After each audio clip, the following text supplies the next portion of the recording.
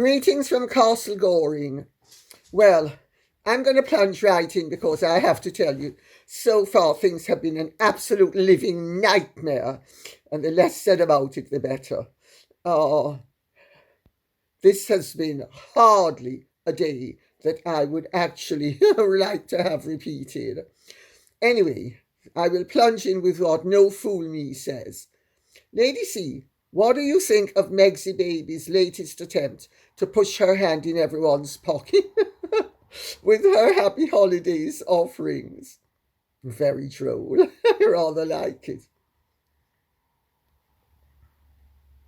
I'm so sick and tired of grifters and con artists and BS merchants and people who think that because the fecal matter that they spew forth is theirs, that we should be swallowing it, screaming Geronimo and saying, isn't it delicious chocolate ice cream? If the truth be known, I am sick to my back teeth of the con artists and the BS.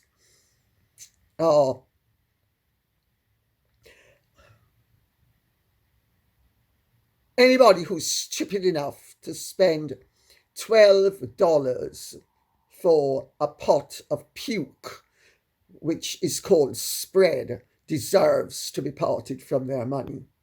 Anybody who's spending however many $100 it is for a bottle of something that passes itself off as sparkling wine, and they could actually buy the genuine thing from France for a third of the price, deserves to be parted from their money.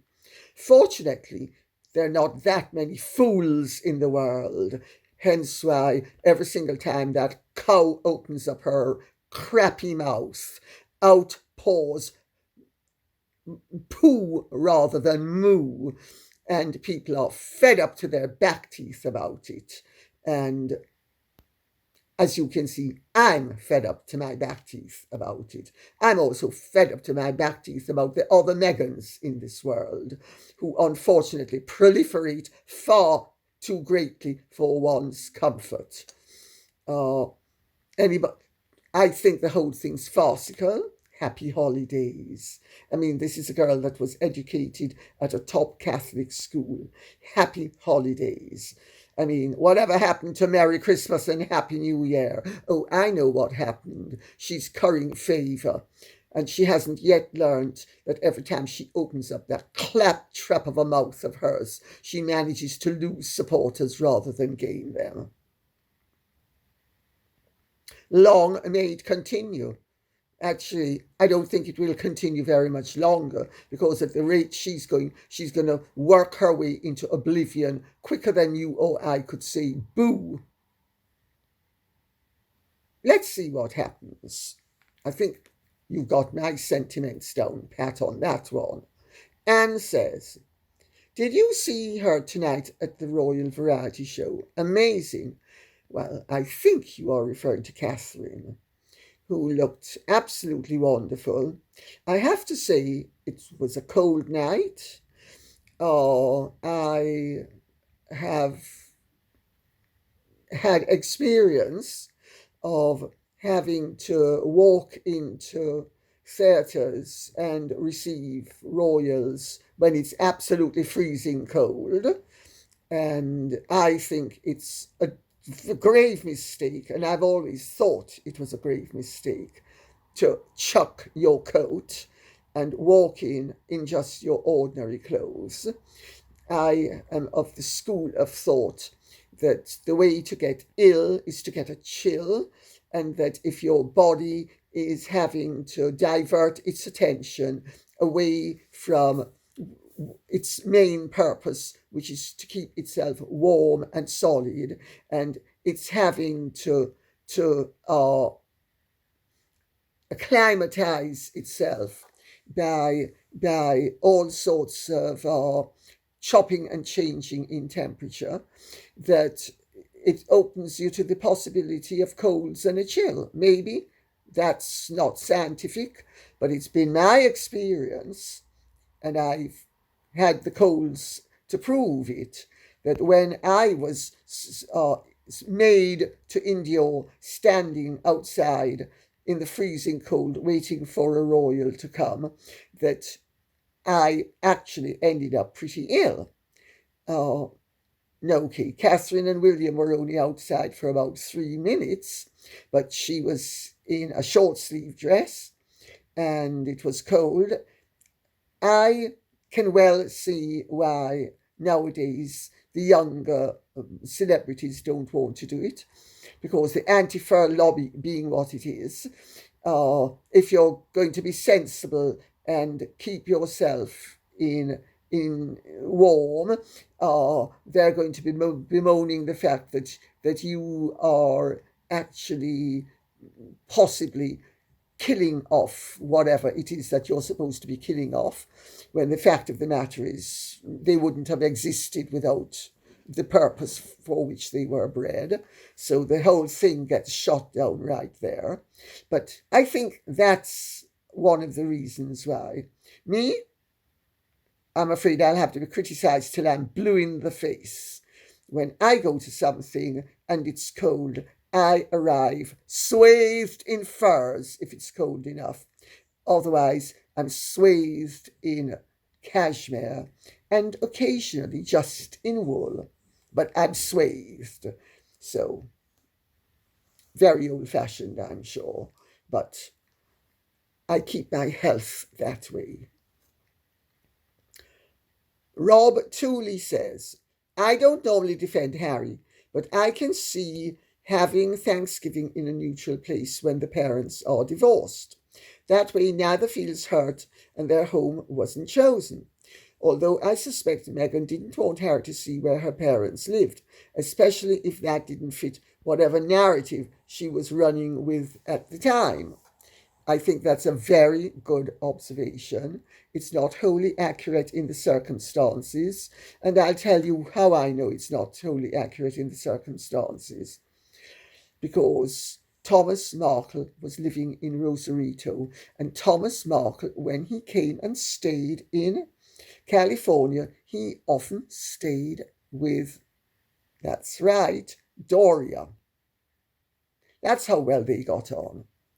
And so the fact of the matter is that doesn't wash in terms of either parent needing to have sensitivity about their residence. Where it could wash, however, and very easily wash, is that Harry never ever saw where Doria lived. He certainly never saw where Thomas Sr. lived. So, my goodness, the tangled web we weave when we set out to deceive. And, I mean, we all know that Meghan hasn't been able to keep her stories straight. And what can I say? Poor baby. The truth would have been so much easier. But then it might have been a lot less entertaining for Harry. Because as it is, Harry has been in the tumble dryer of Meghan intrigue for the last several years. And although there are times when he doesn't enjoy it, I am assured there are other times when he thrills to his core. That's right.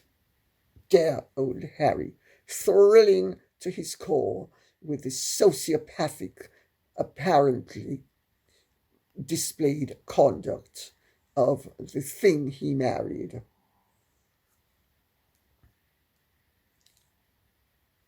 Tracy B says, on a more sober note, Lady C, where is the 43% platform-seeking humanitarian Duchess's outrage on the murderous attacks on Christians in Nigeria? Where is your voice, Harry, on your wife's people being slaughtered in the country you pretend to love so much? Well, remember, they both love Nigeria, because she's 98% Nigerian and 122% Maltese as well. Where are you in this humanitarian crisis? Shame on both of you for not using your power for the real good of others. Why would they be wasting their time and money and effort on trying to do good for others when they can earn bucks for themselves? I mean, let's be clear about where we're at with that couple. It's all BS. All BS. Harry is very good at stepping on the stage and performing like a well-trained seal as to being a humanitarian, and he used to do it rather well. Well, of course, it's very easy to do when you have the backing of other people and institutions. But when you don't have the backing of the institutions and the other people whose backing you have, it's all about dollars and cents. And let's see how much money we can extract out of the latest victim. It becomes another matter altogether, doesn't it? Not a tickety-boo out of either of them about the slaughter of Christians in Nigeria. Not a tickety-boo. Absolutely not a word.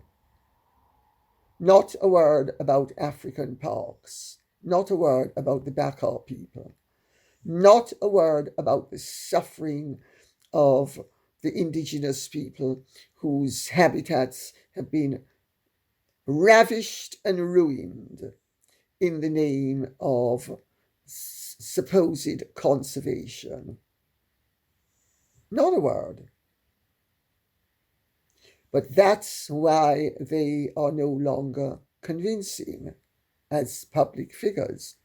That's why they are roundly mocked by everyone from Vanity Fair to the Hollywood Reporter and even to Page 6. They're roundly mocked because they are farces, they are jokes, they are pastiches, they are pretends, whatever they want to pretend to be, and they think we buy and believe it. And we don't. Nobody does. Not even Ted Sarandos does. Because I don't know if you're aware of it, but Netflix is not selling Meghan's Gook. Oh, sorry, it's not called Gook. What's it called? Was never. Was never.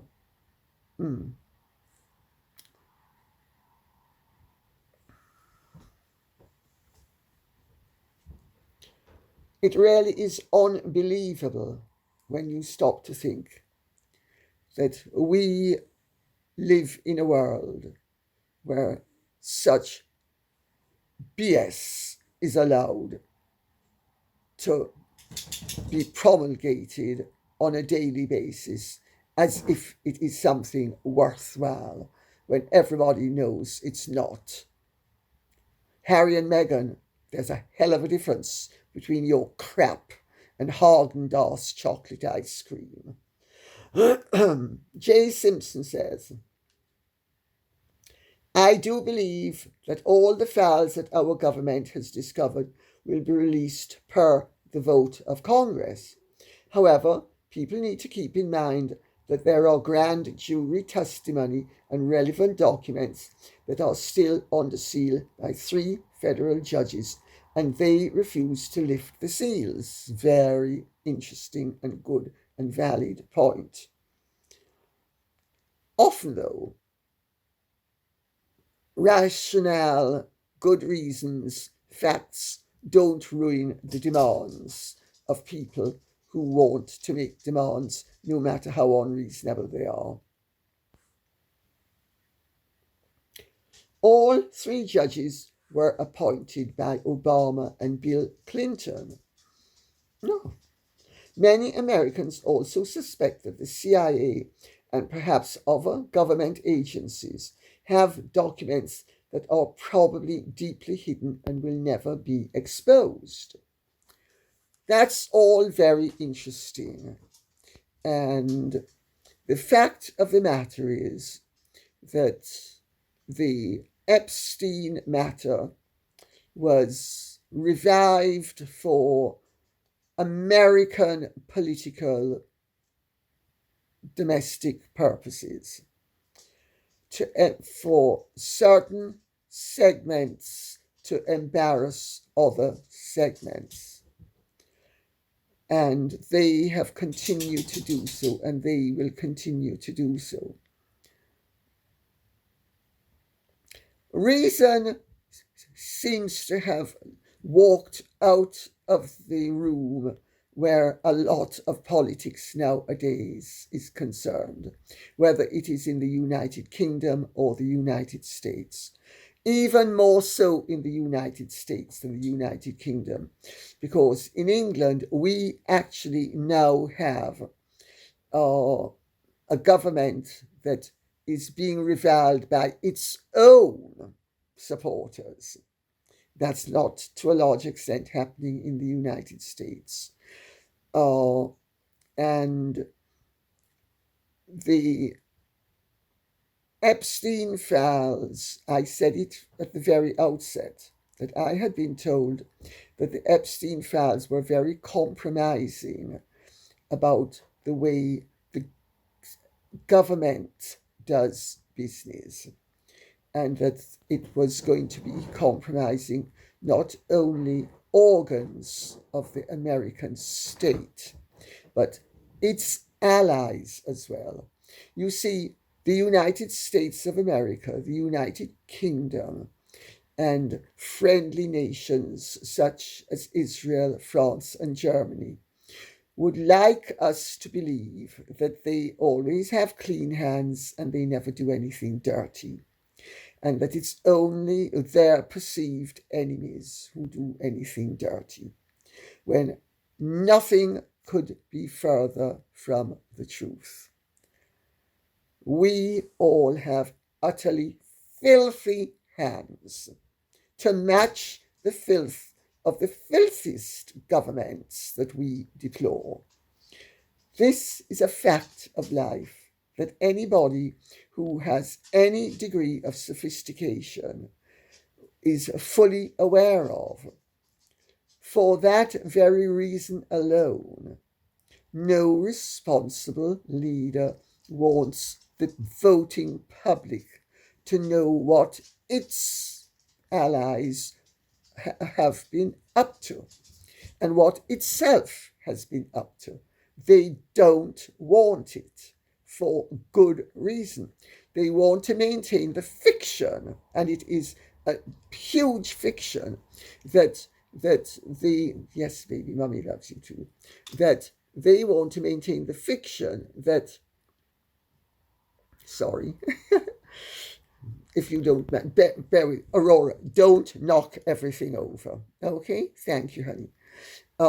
It's already dodgy, and I don't want you knocking anything over. Just let me move that up, and hopefully Aurora is going to not create havoc.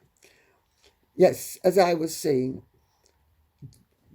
the government does not, quite rightly, want the voting public to know what filthy hands all American governments, all British governments, all allied governments, as well as all of their adversaries have. That's a large part of it as well. It's not the only part of it. And of course, the party politicians are hoping to use the political affiliations of the various individuals to score political points to the detriment of their political enemies. That's what that's all about. The whole thing stinks to high heaven. And that's why I agree with Alan Dershowitz. Reveal it all. But of course, it's not going to be all revealed, because if the federal courts have the ultimate say in certain matters, not everything is ever going to be revealed. This is a matter that would have been far better dealt with cleanly and decently and responsibly, and it's not been dealt with like that. On the contrary, it's been exploited for all sorts of party political purposes. And let's not forget, for instance, that the British state is up to its eyeballs in connivance and filth with the American state in having tried to interfere with American presidential elections. Let's not forget that the British state is responsible for an awful lot of untoward behaviour in the last few years. Nobody wants that coming out. But of course it will come out. More than it has come out. I mean, there had been hints of it. Christopher Steele, the Russian dossier. Those are just two of the inventions that the British state assisted in creating. Epstein was a sleazebag of the highest order, but he was a very well-connected sleazebag. And although there are good and kind and decent and humane and honourable politicians, they're not that many. Or let me put it another way. They start out nobly and end up rich or powerful. In England, not rich, powerful. In the United States, rich and powerful. And if they're Tony Blair, they end up multimillionaires, having sold out their nation and its interests to the American desire to earn money through Halliburton in Iraq, creating a faux reason for a faux war, giving a whole new meaning to the words casus belli. Cynthia Wenzel says,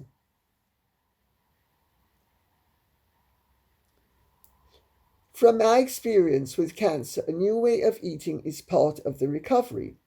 Anti-inflammatory diet, if she's following that protocol, will result in weight loss. Predominantly protein and raw veggies. Certain supplements used could also have the same result. Catherine looks slight but strong. Her putting her hands on her tummy under her jacket could be from neuropathy in hands and feet caused by certain chemo drugs. The cold affects the condition greatly.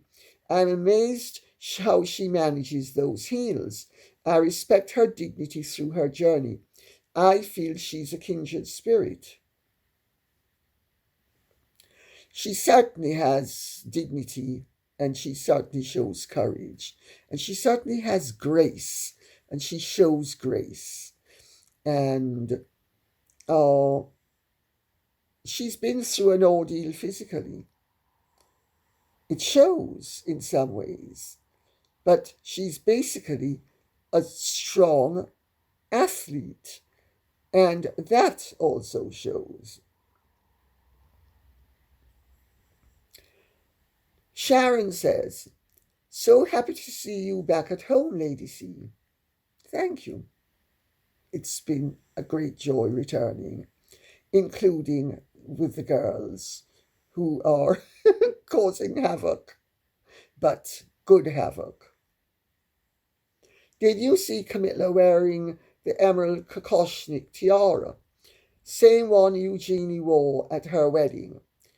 There's lots of varied opinions on that, but I don't see Camilla doing this out of spite. Might be a show of support for Eugenie and Beatrice. It's no coincidence that Camilla wore it just now. Well, it wouldn't be a coincidence that she wore it just now. To To what extent it shows solidarity is a moot question, but she was a great friend of those girls' grandmother, Susie Barantes. She's a good and loyal friend. She also is very family orientated, and she knows that, contrary to the desire of some people to rope the girls into questionable conduct that their parents might have indulged in, the girls have indulged in no such thing. And they need all the support that they can get. And if this is a way of giving it, I am all in favor of it. I don't see why the innocent should be made to suffer so that the punitive can enjoy yet other spurts of the proof of their malice, because that often is what it is. Jacinta Cameron says, Meghan was trying to act like Elizabeth Holmes and Steve Jobs with her polo neck black jumper in front of Jeff Bezos, etc., to try and make out she is a serious businesswoman. Even her voice has lowered. Well, she's discovered something that the Kardashians and Jamie Kern Lima haven't yet discovered. Well-bred women don't usually squeak, they speak. So, is that what Meghan's attire was all about? Meghan misses at every turn. She can't help herself. When she's at something for the veterans, and it would be appropriate that she be dressed in a modest evening gown, she has on a dress that plunges to her navel, her crotch, and everywhere else. Bright, a vibrant red. When she should be in something relatively modest, for instance, at the One Love Bob Marley premiere in Jamaica, what does she turn up in? A black ball gown skirt and a tank top. What does she turn up at this party in? A shapeless, ill-fitting skirt and blouse. That's to give you the message that she's serious and classy, is it? That she's now a serious businesswoman? Or is it just giving the real message? The woman is a dolt, an idiot, manages to get it wrong at every turn, and practically nothing she does ultimately ends in success, because at every turn she reveals how lacking she is in any true gifts. Shall we leave it at that for the moment? Thank you very much for listening. As you can see, I'm royally cheesed off with matters, and quite frankly, I think it's about time. And on that note, I'll say thank you very much for listening. Please keep the questions and comments coming in so I'll know what you'd like us to be speaking about. Okay? Thank you so much. Take good care. Godspeed. And if you have truly enjoyed this, would you care to like, share, subscribe, press the notification bell, and surge? No, it's not. It's not surge. What is it again? God.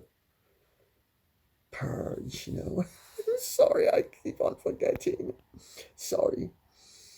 As you can see, I'm still really struggling. And on that note, I'll just say, whatever it is, please do it. Whatever. Thank you very much. Godspeed. Bye-bye.